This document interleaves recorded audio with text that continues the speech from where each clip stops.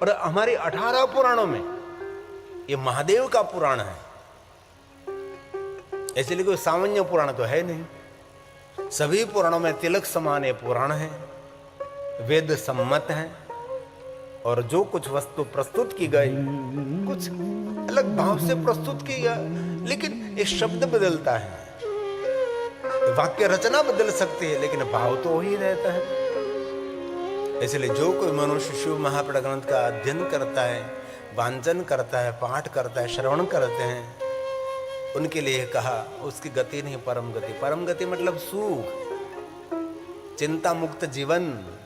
परम गति मतलब आंख बंद होने के बाद कोई गति हो रही, उसकी बात तो छोड़ दीजिए।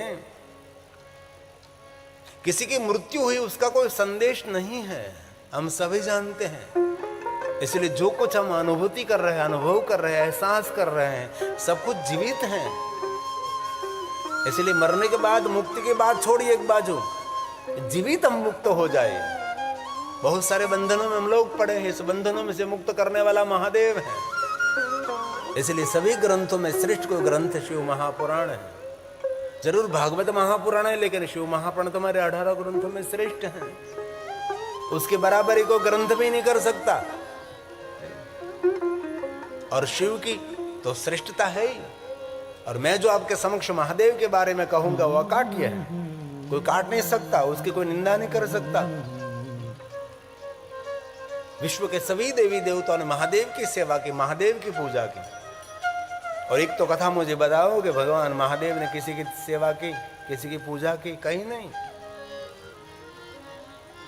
विश्व के कोई भी देवताओं की कथा देखो, ब्रह्मा जी की कथा हो तो वो ब्रह्मा भगवान शिव की उपासना करते हैं। श्री हरि भगवान विष्णु की महिमा देखो, शिव की उपासना करते हैं। विश्व में जितनी देवी, सभी देवी भगवान शिव की उपासना करते हैं। दूर जाने की क्या जरूरत है, भगवान राम जी के चरित्र को देखें तो राम जी महादेव की उपासना करते हैं।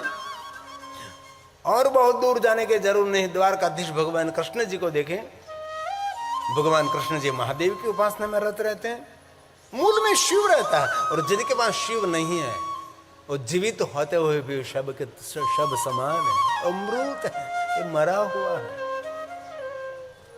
और बहुत दिल से एक बात मैं कहना चाहता हूं, विश्व के कोई भी देवी देवताओं की उपासना आप करो, इनमें हमारा कोई विरोध नहीं है, लेकिन सभी देवी देवताओं की उपासना का फल, सभी देवी देवताओं की पूजा अर्चना का फल महादेव की साधना करने के बिना कभी नहीं मिल सकता। कि शिव मूल है। वृक्ष के पर्ण को सुरक्षित रखना है तो मूल में जल अर्पण करना ही पड़ेगा। कोई पर्ण को पानी पिलाते रहो तो कोई कभी वृक्ष जीवित नहीं रहता। कोई डाली को पानी पिलाते रहो तो कोई वृक्ष जीवित नहीं रहता। लेकिन कोई पर्ण को पानी नहीं पिलाओ, कोई डाली को पानी नहीं पिलाओ, लेकिन वृक्ष के मूल में आप जल अर्पण कर दीजिए तो डाली और पत्ते सब जीवित रहते हैं। अरे डाली पत्ते तो जीवित रहते हैं, सुंदर फूल भी खिलते हैं और जीवन में सुख देने वाले फल भी मिलते हैं। वो शिव हमारा है, वो महादेव है। इसलिए शिव महापुराण तिलकम खलु सत पुराणम, ये सत्य से भरा हुआ ग्रंथ है, ये पवित्रता देने वाला ग्रंथ है, ये पुण्य देने वाला ग्रंथ है, कोई सामान्य ग्रंथ नहीं है। आज से 30 साल पहले जब मैं कथा गाने के लिए निकला था शिव महापुराण लेकर, तब तो कोई कथा का आयोजक भी नहीं मिलते थे। शिव महापुराण कथा का आयोजन करने वाले कोई पुण्यवान नहीं मिलते थे। मैं बहुत सराहना करता हूँ, बहुत हृदय से मैं प्रणाम करता हूँ कि 30 साल बीतने के बाद लखानी परिवार जैसे सज्जन और पुण्यवान लोग आज भव्य शिव महापुराण कथा का आयोजन कर रहे हैं। बहुत समय के बाद, अब तो पहला दिन है, लेकिन मैं दिल से कहता हूं 9 दिन लगातार आप सुनोगे, आपको बहुत कुछ मिलेगा, बहुत कुछ मिलेगा। और जो मिला है आपके हृदय रूपी तिजोरी के अंदर आप बहुत संग्रह करके उसको रख दीजिए। जीवन का मूल्यवान वो रतन होगा, ये जीवन की मूल्यवान पूंजी रहेगी। और कथा कोई वार्ता नहीं है, कथा एक व्रत है। जो शिव जी के 10 व्रतों में कथा भी एक श्रेष्ठ व्रत है। इसलिए ग्रंथ को सामान्य मत समझे, ये सभी ग्रंथों में श्रेष्ठ हैं, ये तिलक समान है। एक बात कहूं, आपने बहुत मूल्यवान वस्त्र पहने हैं, और आपने बहुत सारे मूल्यवान सोने चांदी के आभूषण भी पहने हैं, लेकिन आपके भाल में जो तिलक नहीं है तो आप शुभ नहीं है। तिलक से हमारा शुभ है, तिलक से हमारा मंगल है। लेकिन आपने पुराने वस्त्र पहने हैं और आपने सोना चांदी के गहने भी नहीं पहने, लेकिन आपके भाल में तिलक है ना, तो समझ लेना चाहिए आप जैसा कोई शुभ और आप जैसा कोई मंगल भी नहीं है। ये तिलक की महिमा है। हर कोई जो तिलक का विरोधी है उनको कहो कम से कम 7 दिन भाल में तिलक कर, तेरी मानसिकता में क्या परिवर्तन होता है। ये विज्ञान नहीं है, मनोविज्ञान है। हमारे ऋषि मुनि, हमारे पूर्वज, हमारे सबके ऋषि मुनि, हम कोई ऋषि के संतान है ना।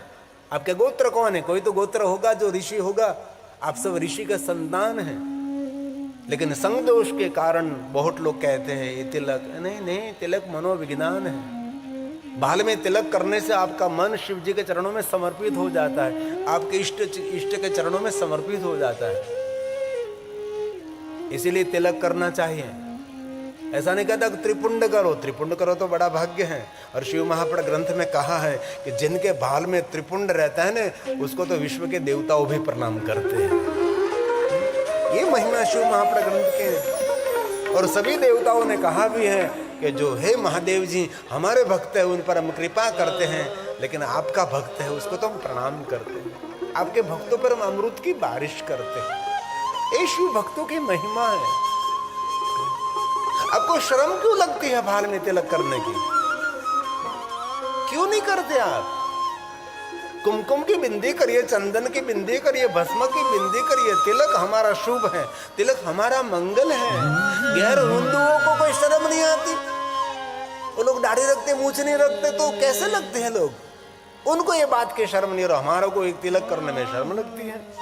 ये सब छोड़ दीजिए, हमारी संस्कृति का जतन करें। हमें ऋषि मुनियों की परंपरा का जतन करेंगे हम लोग। इसीलिए तिलक की बहुत बड़ी महिमा है। हमारी बहुत सारी कथाओं में तो हम व्यवस्था कर देते हैं कि कथा सुनने के लिए कोई भी आते हैं, 2-3 लड़के 2-3 बहनों को रख देते हैं, प्रवेश करते ही उसके भाल में हम भस्म का तिलक लगा देते हैं। ये परिचय है हमारा। ये मानसिकता स्थिर रहती है। गुजराती में कहूं, माथुं दुखતું હોય તો બામ લગાડવું પડે કે નહીં ભાઈ? તો પાપથી જીવન દુખતું હોય ને તો ભાલમાં તિલક કરવું જ પડે, તો પાપના દુઃખ મટે। તિલક એ મંગલ છે, તિલક એ શુભ છે, તિલક એ સકારાત્મક વિચાર આપે છે, સકારાત્મક વૃત્તિ બનાવે છે। એ તિલક મોટું વિજ્ઞાન છે। તેથી શિવ મહાપુરાણ તિલક સમાન છે। શૈવં પુરાણ તિલકં ખલુ સત્પુરાણં। ये शिव महापुराण ग्रंथ के लिए कहा। वेदांत वेद तिलस परम वस्तु गीतम्। जो कोई शिव महापुराण ग्रंथ का गीत गाता है उनके लिए कहा। यो मे पठे शृणुयात् परमादरेण शम्भो प्रियः सहि लभे परमां गतिम्। शम्भो प्रियः सहि लभे परमां गतिम्। इसकी गति नहीं, उसकी परम गति रहेगी। जो कोई मनुष्य शिव महापुराण ग्रंथ का पाठ करते हैं, उसका श्रवण करते हैं। इसलिए जीवन को सार्थक करना है तो कथा सुनने में हमारा प्रेम होना चाहिए। श्रवण प्रीति ही लालच है। धन संपत्ति वैभव पद पदवी मान सम्मान की तो बहुत लालच है, लेकिन जीवन को कल्याण में बनाना है तो श्रवण प्रीति ही लालचा। और मैं बहुत दिल से आपके समक्ष कहना चाहता हूं, मैं जो कुछ आपको कहूंगा सर्व सिद्धांत निष्पन्नम। कोई सी कल्पित बात, कोई बनी बनाई बात, आपको भ्रमित करने वाली, आपके विचारों को खंडित करने वाली बात मैं आपके समक्ष नहीं कहूंगा। ऐसी बात आपको मैं कहने का प्रयास करूंगा जो शिव महापुराण सम्मत है, जो ऋषि मुनियों ने कही है, तो ज्ञान और विज्ञान और मनोविज्ञान सम्मत है। ऐसी बात मैं कहने का प्रयास करूंगा। इसीलिए भगवान की कथा आदर के साथ श्रवण करें। सदा सेव्या सदा सेव्या सदा सेव्या। विशेषतः इत शिव पुराण से कथा परम पावनी। और एक बात कहूं, देव और महादेव की कथा में थोड़ा सा ऋषि मुनियों ने भेद बता दिया। देवताओं की कथा और महादेव की कथा। देवताओं की कथा जो सुनते हैं उनका ही मंगल रहता है, जो सुनता है उसका ही कल्याण रहता है। लेकिन महादेव की कथा जो सुनते हैं उनका भी कल्याण रहता है, उनके पूरे परिवार का भी कल्याण रहता है। ये महादेव की कथा की विशेषता है। ये भेद बताया गया कि देव और महादेव में क्या वह भेद बता सकते हैं? अभेद भेद देव और महादेव में है। इसलिए जो महादेव की कथा का श्रवण करते हैं उनके लिए तो कहा है रासो या तो पूर्णम यज्ञनिष्ठम शतानित, कथा श्रवण मात्रतः, कथा सुनने मात्र से बड़े बड़े पुण्य मिलते हैं। कोई सामान्य पुण्य अश्वमेघ सहस्राणि वाजपेय शतानि और चतुर्वर्ग प्रदम शेवम, 4 पुरुषार्थ मांगना नहीं पड़ता, धर्म अर्थ काम और मोक्ष उनको मिलता है। इसलिए जो भगवान महादेव की कथा का श्रवण करते हैं उसका जीवन धन्य है। आज प्रारंभ का दिन है, इसीलिए थोड़ा मुझे महात्म्य तो गाना ही पड़ेगा। इनको महात्म्य कहा है, तवे जीवनम धन्य। जो एक बात याद रखना, यहाँ ऐसा नहीं कहा कि ये जाति का, ये ज्ञाति का, ये वर्ण का, ये देश का, ये वेश का, ऐसा कुछ भी नहीं। और नारी पुरुष का भेद शिव महापड़ ग्रंथ में नहीं है, क्योंकि शिव जी नारी भी है, शिव जी तो पुरुष भी है। जिनको हम अर्धनारेश्वर कहते हैं, अर्धनारेश्वर कहते हैं। महादेव का चरित्र देख सकते हैं आप, सर्व भी जिनका आश्रित है।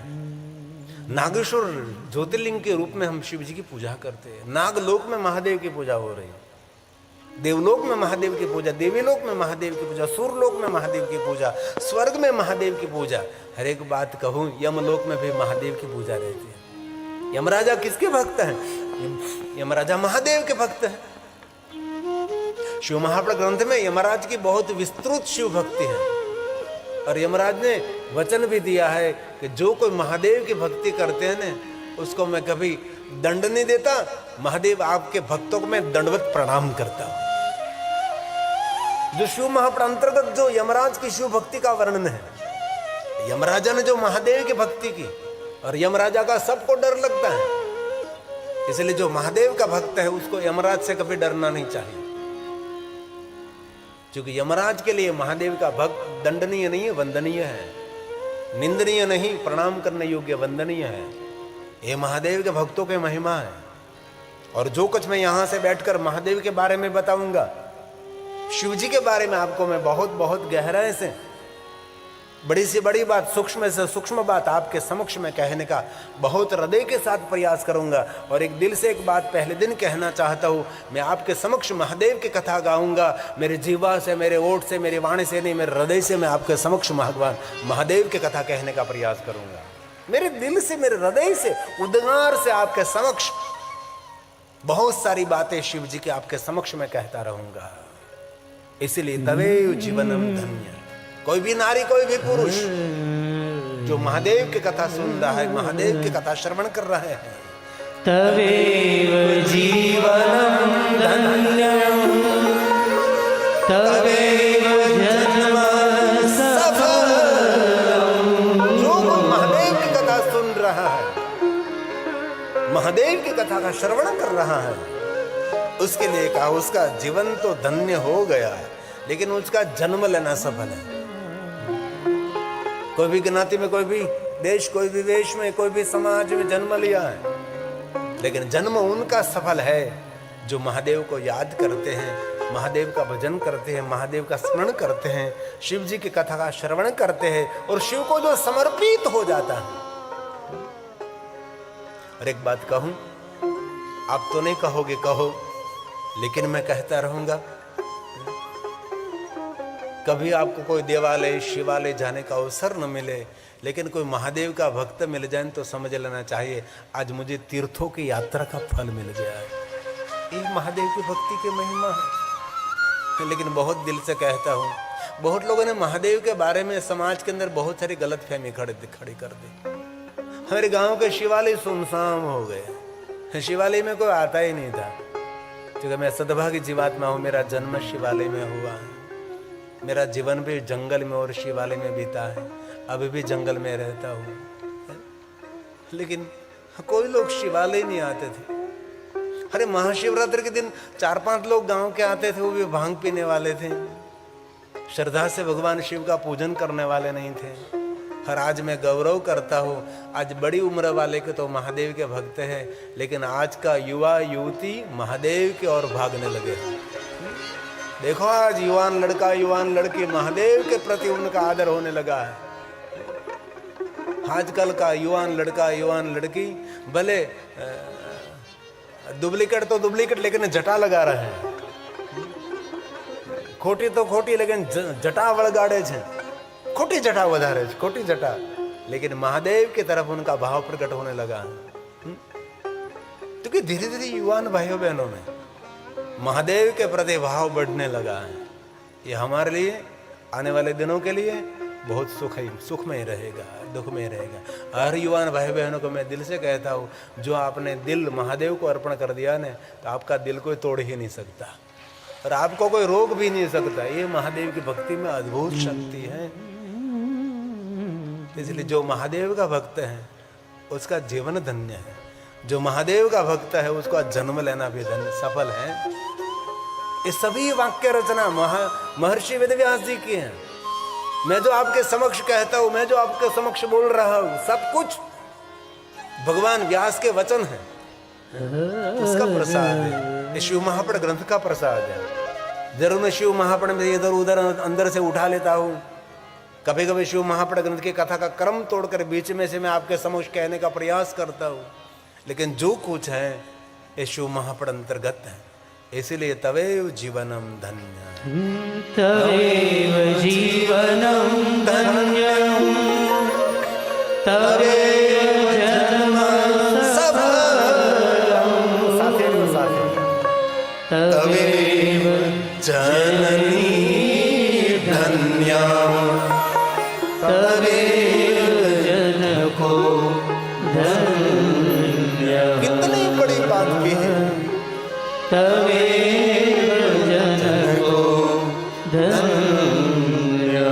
जो महादेव का भक्त है, जो महादेव की भजन कर रहा है और महादेव की कथा जो श्रवण कर रहा है, जननी धन्य, उसकी मातोश्री धन्य है जिनका बेटा महादेव का भक्त है। और कहा जनको, जिनका बेटा महादेव का भक्त है, जिनकी बेटी महादेव की भक्त है, जनको पिता धन्य है।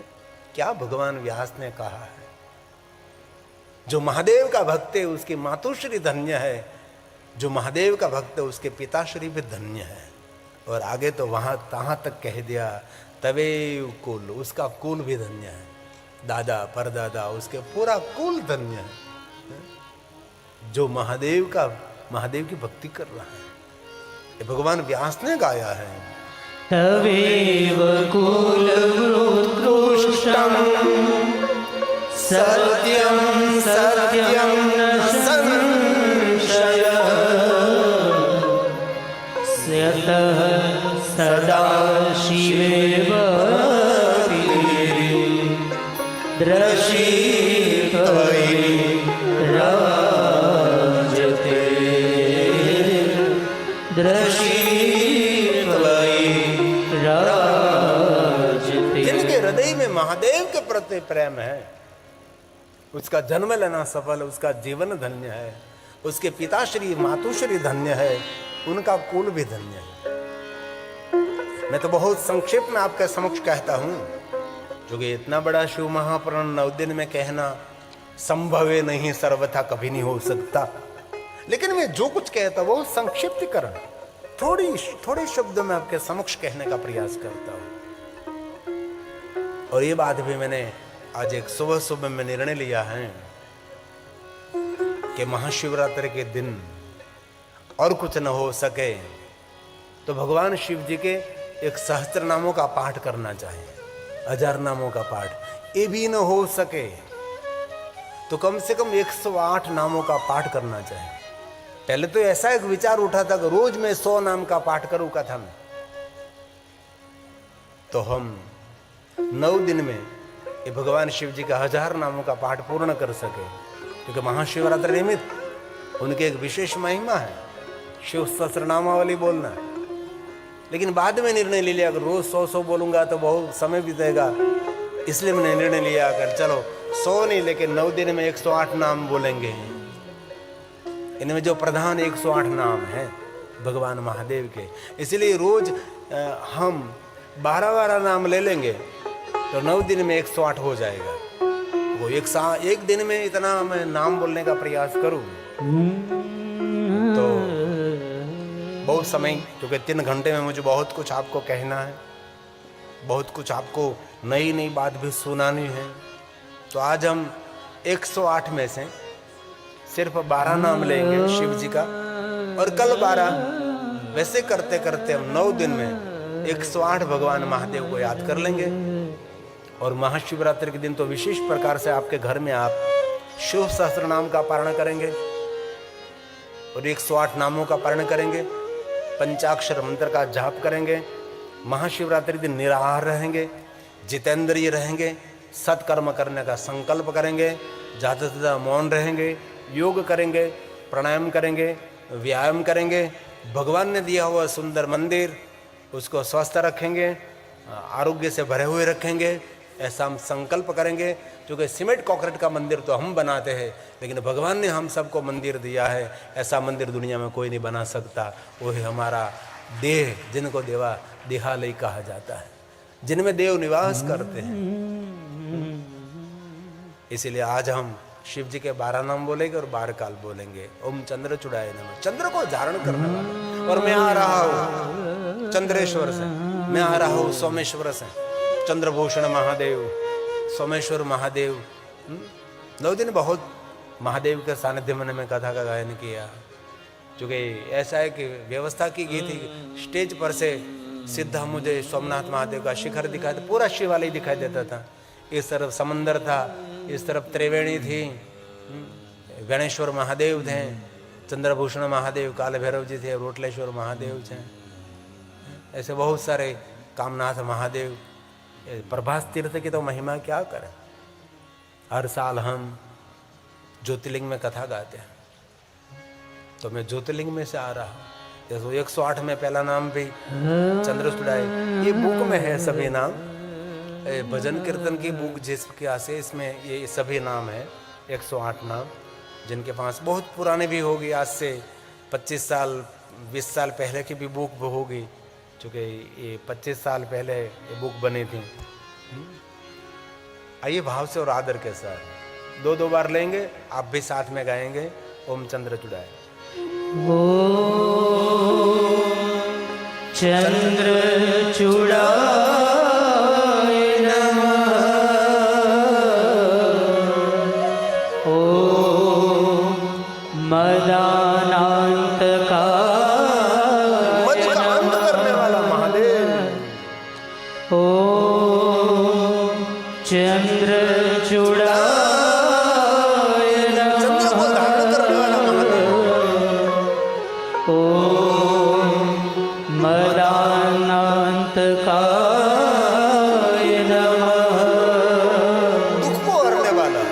ओम शूलपाणये नमः, स्थिर रहने वाला। ओम स्थानवे नमः, बोलिए। ओम शूलपाणये नमः, ओम स्थानवे नमः, ओम गिरीशाय नमः, हिमालय पहाड़ पर रहने वाला महादेव।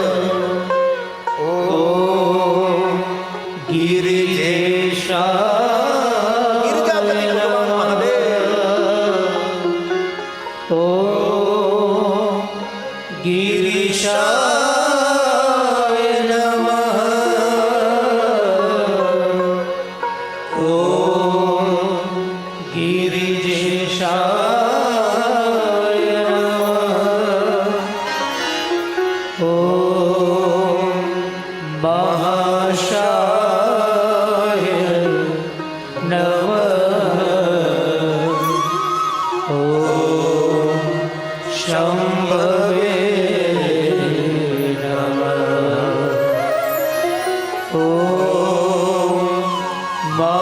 नाशाय नमः। ॐ शम्भवे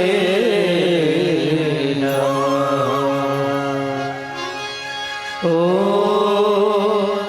भूतेशाय नमः। ॐ भीतभयसुदनाय नमः। ॐ भूतेशाय नमः। ॐ भीतभयसुदनाय नमः। ॐ जगदीशाय नमः। ॐ पार्वती हृदय वल्लभाय नमः। ॐ जगदीशाय नमः। ॐ पार्वती हृदय वल्लभाय नमः। ऐसे भगवान शिव के क्रमशः 108 नाम है। वैसे तो रोज पाठ करना चाहिए, कुछ करना चाहिए। जैसे भोजन रोज करते हैं, स्नान रोज करते हैं, गांव में घूमने के लिए रोज जाते हैं। और एक बात कहूं, शिव महापुराण ग्रंथ में कहा, जो आत्म कल्याण के लिए कुछ भी नहीं करता, सिर्फ खा पी कर घूम फिर कर अपने बच्चों को बड़ा करने में अपना जीवन व्यतीत कर देता है, वो ईश्वर का सबसे बड़ा गुनहगार है। इस सबसे बड़ा ईश्वर का दोषी है। और ये भी शिव महापुराण ग्रंथ में कहा, कोई भूखा है, प्यासा है, कोई दुखित है, उन पर जरूर दया रखनी चाहिए, क्योंकि शिव जी दया सिंधु है। लेकिन शिव महापुराण ग्रंथ में भगवान महर्षि वेदव्यास जी ने कहा, जो भगवान शिव की भक्ति से विमुख है, उन पर पहली दया करनी चाहिए, प्रथम उन पर दया रखनी चाहिए। जो जीव शिव से विमुख है, जो जीव शिव से दूर है, आत्मकल्याण के बारे में उसको कुछ भी पता नहीं है। बहुत लोग पूरे जीवन आध्यात्मिकता से दूर रहते, कथा कीर्तन सत्संग भजन अर्चन सेवा कुछ भी नहीं करते, नहीं देवालय शिवालय तीर्थ यात्रा कुछ भी नहीं करते। लेकिन उनका जो अंतिम पड़ाव होता है बहुत भयानक होता है। हमने दुनिया को देखा है, बहुत नजदीक से इस दुनिया को हमने देखा है, बहुत नजदीक से। मैं गौरव नहीं करता, मैं अभिमान नहीं करता, लेकिन सामान्य लोगों ने, गुजराती में कहूँ तो सामान्य माणसोએ જેટલા ગોળાનું પાણી ન પીધું ને એટલા મેં ગામનું પાણી પીધું છે, એટલું દુનિયાનું મેં નજદીકથી દર્શન કર્યું છે। તેથી બહુ દિલથી કહું છું, ભલે સમાજમાં બીજા કોઈ કામ કરી શકો ન કરી શકો, કરતા હોય ને મારા હૃદયથી પ્રણામ છે, પણ કોઈ સંસારમાં ભટકતો માણસ હોય ને એને મહાદેવની ભક્તિ આપજો, એનાથી મોટું કોઈ પુણ્ય નથી ભાઈ। એમનો ઉદ્ધાર થઈ જશે, એમનું કલ્યાણ, એમનું મંગલ થઈ જશે। આ મારી જીવવાની વાણી નથી, મારા હૃદયની વાણી છે। મહાશિવરાત્રિ આવી રહી છે, એવા તરછોડાયેલા માણસો હોય જેને ભક્તિ પ્રત્યે કંઈ ખબર જ નથી, બસ છોકરા મોટા કરવામાં પોતાનું જીવન વ્યતીત કરી દે છે, ધન કમાવામાં પોતાના જીવનને ગુમાવી દે છે, પોતાના પ્રત્યે થોડી પણ સાવધાની નથી, એવા લોકો પર દયા રાખજો। એ દયાને પાત્ર છે।